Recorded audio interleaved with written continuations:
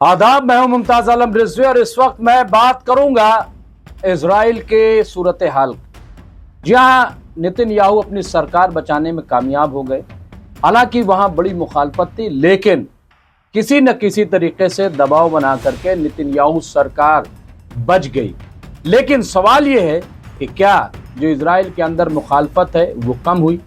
हरगिज कम नहीं हुई। इसके बावजूद आप देखिए कि अब नेतन्याहू करने क्या जा रहे हैं। नेतन्याहू अब ईरान पर हमला करने जा रहे हैं। ऐसी खबरें गर्म है कि वो किसी भी वक्त ईरान पर एयर स्ट्राइक कर सकते हैं। लेकिन दूसरी जानिब ये भी देखिए कि बड़े पैमाने पे फौजी इस्तीफा दे रहे हैं, बगावत कर रहे हैं, मुखालफत कर रहे हैं और बता रहे हैं खुल करके कि नेतन्याहू दरअसल इजराइल के हक में कोई बात नहीं कर रहे हैं। ये जो भी कर रहे हैं अपनी सरकार और अपनी सियासी फायदे के लिए कर रहे हैं। ये बिल्कुल वादे हो गया और मीटिंग से भी यही आया है कि नेतन्याहू को लगता है कि अगर हमने हमास से फतेह हासिल नहीं की, अगर हम गाजा को फतह हमने नहीं किया तो इलेक्शन में हम नहीं जा सकते और इलेक्शन में हमारी हार हो जाएगी, ऐसा उनका सोचना है। और इसीलिए आप देखिए कि बिला वजह मौत के मुंह में दोनों लोगों को झोंका जा रहा है, इजरायलियों को भी और फिलिस्तीनियों को भी। और अब ईरान को टारगेट किया जा रहा है। क्या ईरान को टारगेट करने के पीछे अमेरिका, और ऐसा लग रहा है कि अमेरिका ही है, अमेरिका ही के इशारे पर ये सब कुछ हो रहा है। इस पूरे मसले पर हमने फजील अहमद साहब से बात की कि इतनी मुखालफत हो रही है, आप देखिए बावजूद इसके ये क्यों नहीं मान रहे नेतन्याहू, जबकि वहां फौजी जो है वो मुखालफत कर रहे हैं, बार बार मुखालफत कर रहे हैं। देखिए इस पर क्या कहा हमारे फजील अहमद साहब।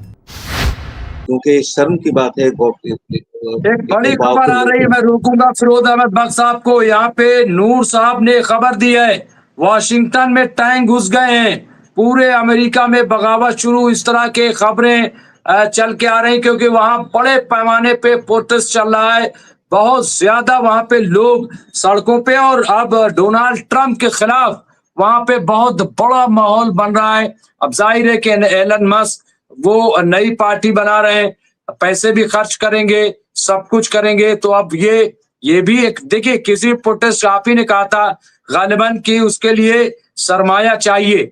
तो अब चूंकि एलन मस्क तो पैसा खर्च करेंगे और लोग, लेकिन गुस्सा लोगों में है और अब जाहिर है सपोर्ट मिल जाएगा। तो यहाँ पे ये एक बड़ी खबर के तौर पे इसके अलावा यूएस सेक्रेटरी ऑफ डिफेंस ने कहा है कि इस बात के संकेत हैं कि ईरान परमाणु जैसे किसी चीज की ओर तेजी से बढ़ रहा है। ये तमाम बातें, लेकिन बातचीत मैं फजील साहब आपके पास आऊंगा कि क्या लग रहा है आपको कि अब नेतन्याहू जैसे खबरें आ रही हैं कि अब तो वो जगह तलाश कर रहे हैं, अब वो रुकने वाले नहीं, क्योंकि उनका साथ उनके पार्टियों ने छोड़ दिया है।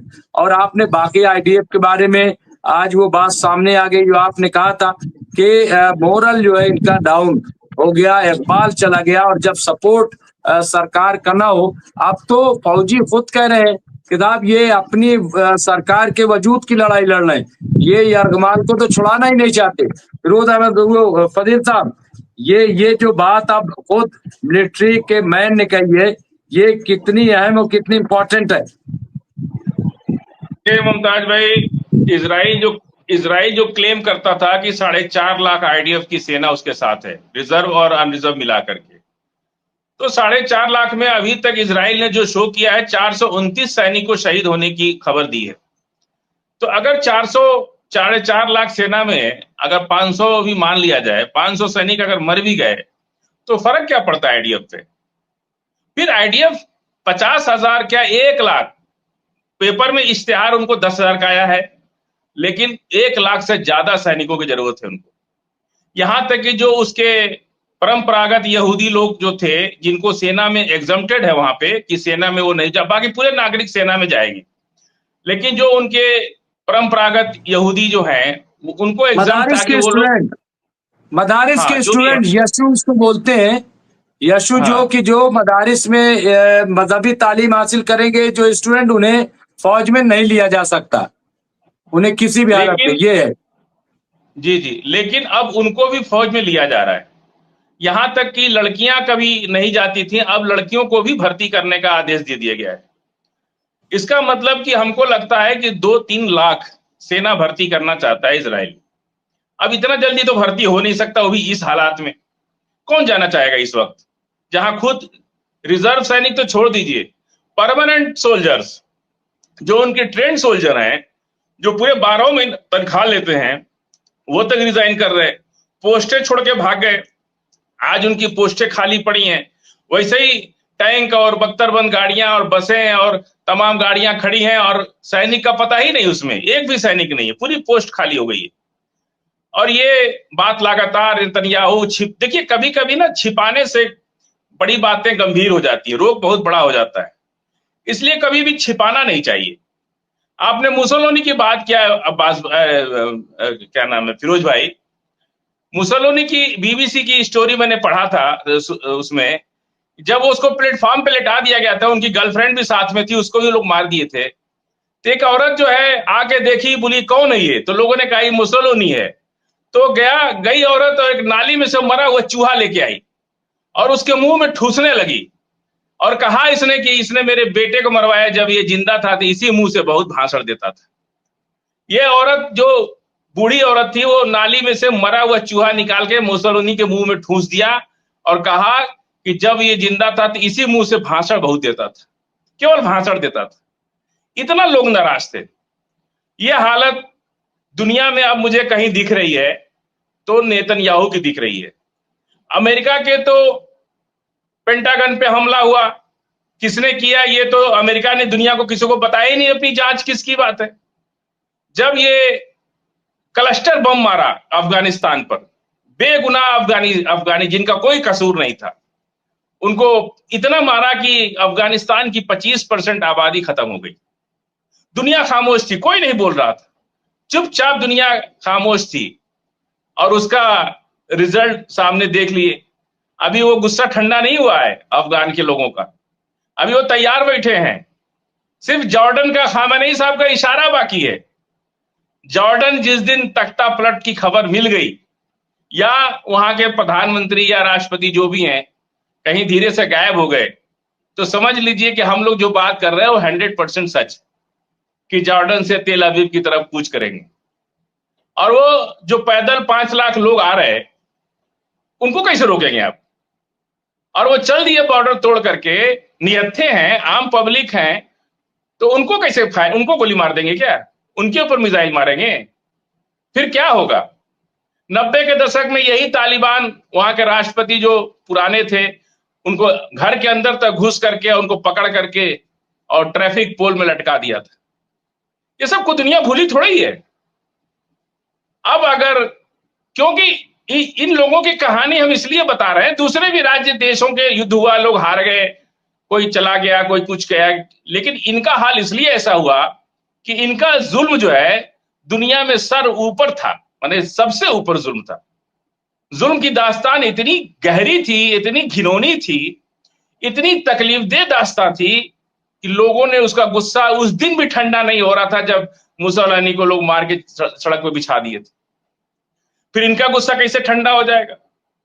मैं इसलिए कह रहा हूं कि नेतन्याहू ने पूरी दुनिया के सामने खुलेआम कह रहा है कि हम मारेंगे, और 56,000 तो अभी मार दिया 15 महीने के अंदर।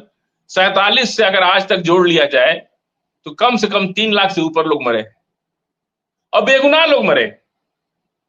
किसी ने, जो आम पब्लिक का कोई कसूर नहीं, वो मरे हैं। लोग सब्जी खरीदने निकले, सैटेलाइट से देखा यहां भीड़ है, वहां मिसाइल मार दे रहे, मस्जिदों पर मिसाइल मार दे रहे, अस्पतालों पर मार दे रहे, स्कूलों पर मार दे रहे। इसलिए मैं बार बार फिरोज भाई कहता हूं कि जो दुनिया का गुस्सा है, पहली ऐसी लड़ाई है जो पूरी दुनिया के लोग गुस्से में। तो नेतन्याहू, हम नहीं चाहते कि नेतन्याहू के साथ कोई ऐसी घटना हो, लेकिन हम नेतन्याहू को, अगर ये बात, हम लोग का वीडियो उन तक पहुंच जाए, तो याद दिलाना चाहते हैं कि मुसोलिनी, हिटलर के बाद कहीं ऐसा ना हो कि तीसरा नाम आपका हो।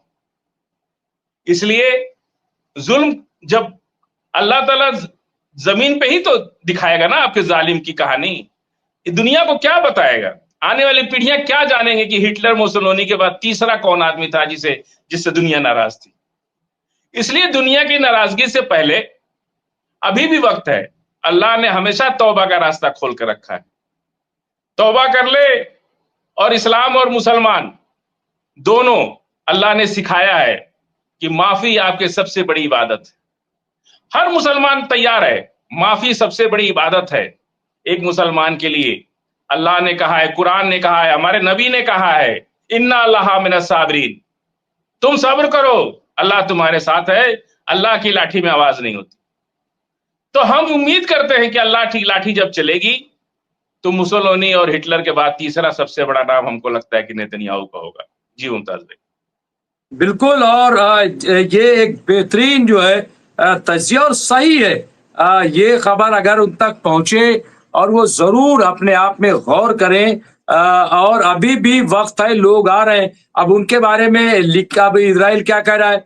इजराइल ग्राउंड काफिले को जिहादिस्ट शब्द का उपयोग कर रहे हैं कि जिहादिस्ट को मिस्र में ही रोका जाए। अब ये प्रेशर शुरू कर दिया है कि मिस्र में इनको रोका जाए। दूसरी तरफ जैसा कि हमने कहा था कि ईरान में आज सैयद अली खामनाई साहब ने एक बड़ी मीटिंग की थी तमाम अरकान पार्लियामेंट के साथ, और फिर बयान जो आया ईरान से, बड़ी खबर, वहां पे साफ साफ ईरान ने कह दिया है कि अगर थोड़ी सी भी कोई चूं चरा की या हमले की बात कही तो जितने बेस हैं वो सब हमारे निशाने पे, कोई भी इजरायली बेस बचेगा नहीं।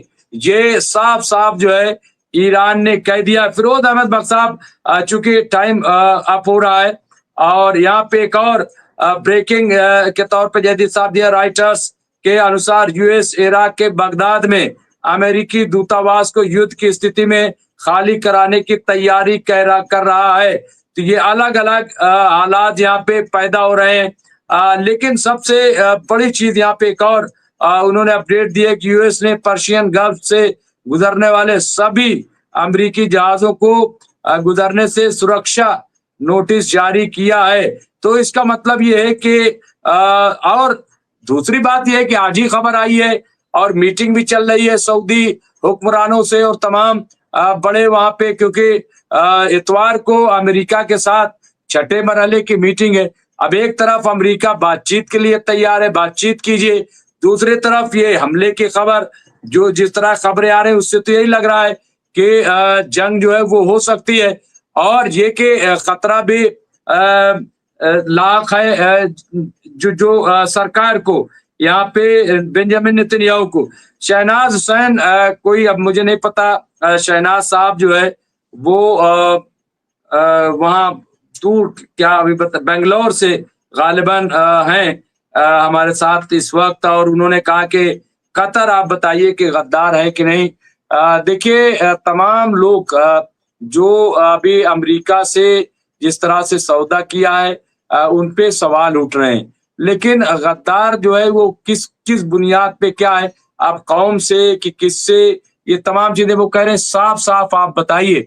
अब मैं यहाँ कोई पैरामीटर लेकर के नहीं बैठा हूं कि मैं कह दूं, दो हमारे गेस्ट हैं वो बताएंगे कि क्या उन्हें नाम दिया जाए। यहाँ पे शहनाज जो है उन्होंने लिखा है फिर ये मैसेज कि बहुत बहुत शुक्रिया, क्योंकि मेरा कतर का वीजा लगा था, अब मैं नहीं जाऊंगा, मैं वहां अपने भाइयों का क्या है कातिल के पास, ये उन्होंने कहा कि मेरा लगा था लेकिन अब मैं कतर नहीं जा रहा हूं। बहरहाल, लेकिन बिल्कुल सही है और ये आपका फैसला है, लेकिन जिस तरह से अभी डोनाल्ड ट्रंप का इस्तकबाल किया गया और जो बातें सामने आई हैं, जाहिर है कि उससे लोग नाराज तो ही हैं। मैं फिरोज अहमद बख्श साहब, क्या लग रहा है आपको कि क्या जंग हो जाएगी? क्या अमेरिका इस पोजीशन में, क्योंकि अमेरिका खुद ही इस वक्त बहुत बड़े कटघरे में खड़ा। दूसरा ये कि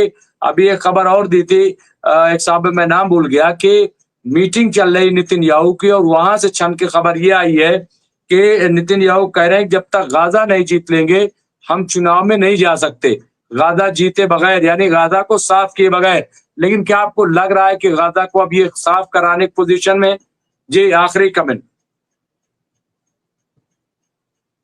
साहब के जहां तक ईरान और अमेरिका की बातचीत का ताल्लुक है, अमेरिका ने जितनी बार पलटियां मारी, ईरान ने अपनी शराइत रखी। ईरान की शराइत बहुत बहुत साफ सुथरी है।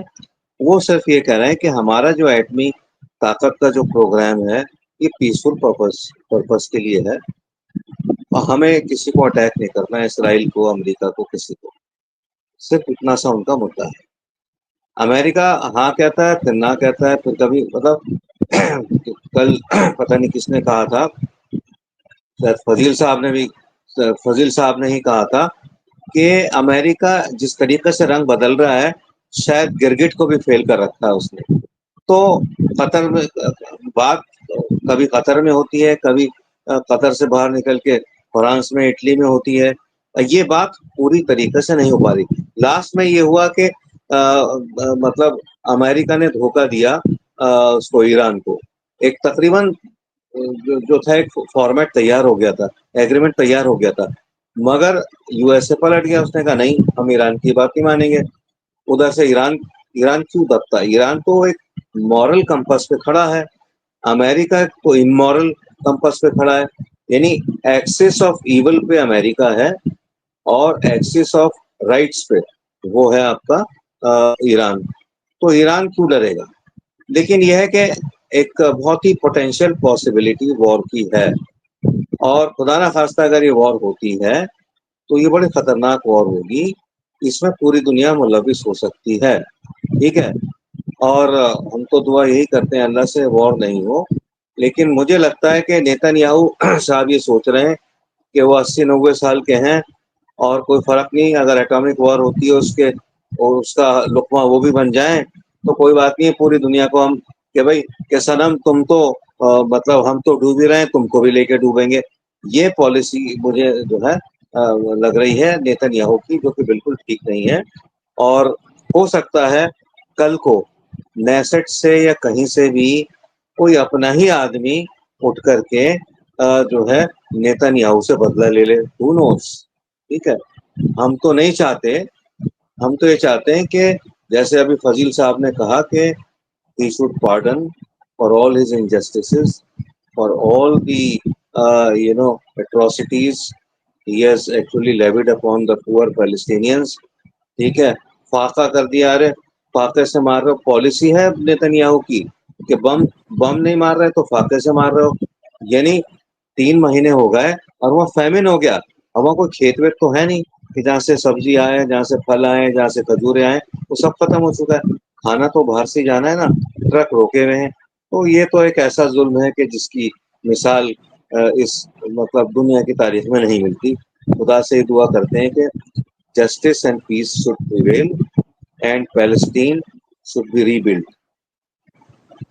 और फिरोज भाई ये को एक और एक आखिरी नहीं जी नहीं, 2 मिनट और थोड़ा बढ़ाइए इसको, और फिरोज भाई को फिर 30 सेकंड का मौका दीजिए, नहीं क्योंकि नहीं एक ठीक है, मैं जरूरी मैं बात एक बीच में। एक अपडेट दे करके बुलाता हूँ। यहाँ जयदीप साहब ने कहा है बहरीन में यूएस नॉवेल नेवी फोर्स को हाई अलर्ट कर दिया गया है और उनके परिवारजनों को निकालने के लिए तैयारियां शुरू कर दी गई। तो हालात बदल रहे, बिगड़ रहे, जो भी कह लीजिए। जी फदील भाई, बिल्कुल बिल्कुल, जो बात आपके लिए फिरोज तो भाई ने जब तक अभी, चाहे तो मैं बैठा रहूं। नहीं नहीं, फिरोज भाई ने अभी बहुत अच्छी बात एक याद दिला दिया, असल में इसीलिए हम दोबारा आना चाह रहे थे कि ईरान ने अपने अमेरिका के नेगोशिएशन में ये बात कही, जो बात हम लोग पिछले 1 हफ्ते से कह रहे। ईरान ने कहा कि भाई आपके पास जो परमाणु बम है उसको भी डिस्ट्रॉय कर दीजिए और हम भी अपना खत्म हम नहीं बनाएंगे। ये बात भी कल परसों में आई है, नहीं और नहीं, ये ईरान ने अमेरिका से कहा। हम लोग बहुत दिन से ये बात कह रहे हैं और ये बात जी लग रहा है कि वहां सुनी गई। ये बात जी जी। पहुंची वहां पे। कई बार ऐसा हो रहा है कि चीजें जो है वो बाद में आती है हमारे पास लौट के। फदील साहब, तो वो ईरान ने अमेरिका के सामने ये प्रस्ताव रखा कि हम चाहते हैं कि पूरा मिडिल ईस्ट परमाणु रहित हो जाए, पूरा इजराइल भी अपना समुंदर में डाल दे खोल करके। हम बनाएंगे ही नहीं, हम तो कह ही रहे कि हम नहीं बनाएंगे, लेकिन अगर हम तैयारी कर रखे तो भी कह रहे कि नहीं बनाएंगे, लेकिन सबसे पहले आप इजराइल का परमाणु बम खुलवा करके और समुंदर में डलवा दीजिए। दूसरी एक बात ये आ गई। दूसरी बात, अमेरिका इजराइल की इतनी बेचैनी जो अंदर से है ना, बहुत ज्यादा उनको मतलब ठंडा में भी गर्मी का एहसास हो रहा है। वो क्या एहसास हो रहा है। अब देखिए हज के मौके पर एंटी मिसाइल सिस्टम लगा दिया अरब ने चारों तरफ, अपने अरब के मतलब चारों तरफ मक्का के। लोगों ने पूछा कि भाई इसकी क्या जरूरत थी, तो कहा कि शिया देश है, हूती शिया समर्थक है। देखिए कहां कहां से बातें चलती हैं। अब दुनिया पागल नहीं है, सब समझते हैं लोग कि हूती का हमको डर है कि कहीं हूती बम न मार दे हमारे हाजियों पर या हमारे मेहमानों पर। अरे भाई हूती सुन्नी है ना, गजा के लोग तो सुन्नी है। तुम कहां बोल रहे हो, अरब कहां बोल रहा है, सुन्नी देश कहां बोल रहा है। ईरान अपनी पूरी इकोनॉमी क्रैश करने के लिए तैयार है, पूरी कंट्री को बर्बाद करने को तैयार है सुन्नी के लिए। गजा तो सब सुन्नी है ना, फिलिस्तीन तो सुन्नियों का ही देश है। अब इतनी बेचैनी है कि हमारे इतना यूरिया डालने के बाद भी पौधा हरा होने के बजाय और जल रहा है। किसान जानते हैं जब ज्यादा यूरिया डाल दीजिएगा तो फसल जल जाती। इतना यूरिया डालने के बाद भी आज बताइए, पूरी दुनिया ने पूछा अरब से भाई कि आप एंटी मिसाइल सिस्टम क्यों लगा रहे, तो बोला कि हमको डर है कि कहीं हूती हमारे पर मिसाइल न मार दे। अब देखिए, और हमने कहा एक जगह ये बात कि जब पूरा ईरान लेबनान तो शिया ही है, हूती भी शिया है, ईरान भी शिया है, लेकिन लड़ किसके लिए रहा, सुन्नी के लिए। फजील भाई के बाद 10 सेकंड दीजिए।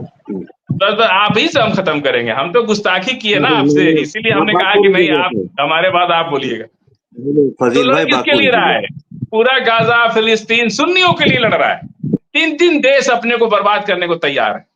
तो ये जज्बा अरब में क्यों नहीं है, ये जज्बा जॉर्डन में क्यों नहीं, मिस्र में क्यों नहीं, इजिप्ट में क्यों नहीं है। जो जज्बा ईरान दिखा रहा है ये जज्बा इनके अंदर होना चाहिए। बजाय मिसाइल लगाने के आप हूती आपको मारेगा, अपने हाजियों को मारेगा। कितना मतलब दुनिया के शर्म, दुनिया के सामने आप क्या मैसेज देना चाह रहे हैं, दुनिया शर्मसार कर रहे हैं आप। इस्लाम को इस्लाम पहले है, शिया और सुन्नी बाद में, अल्लाह और नबी पहले हैं, उसके बाद कोई है। तो हूती इतना भी आपको भरोसा नहीं है, या आपको ईमान की कमजोरी है, या आपने अपने कुरान और हदीस को आप नहीं मान रहे, आप अल्लाह से कम डर रहे और इजराइल और अमेरिका से ज्यादा डर रहे, अल्लाह से नहीं डर रहे। इजराइल और अमेरिका से अरब डर रहे, अल्लाह से नहीं डर रहे। हम उम्मीद करते हैं अगर हमारी बात अरब तक भी पहुंचे कि भाई अल्लाह से डरिए, ईमान ताजा कीजिए। अमेरिका और ईरान से डरने, अरे जब हमास नहीं डर रहा है जो गुलेल से लड़ता था, फिर आप इतना क्यों डर रहे भाई। तो ये थे फजील अहमद साहब जिनसे हम बातचीत कर रहे थे और जानने की कोशिश कर रहे थे कि आखिर जो हालात हैं वो क्या हैं, कैसे हैं और क्या जंग हो जाएगी। हमने पूरे हालात पर बात की। इस तरह की खबरों के लिए देखते रहिए एमएमसी न्यूज़ इंडिया। बहुत बहुत शुक्रिया।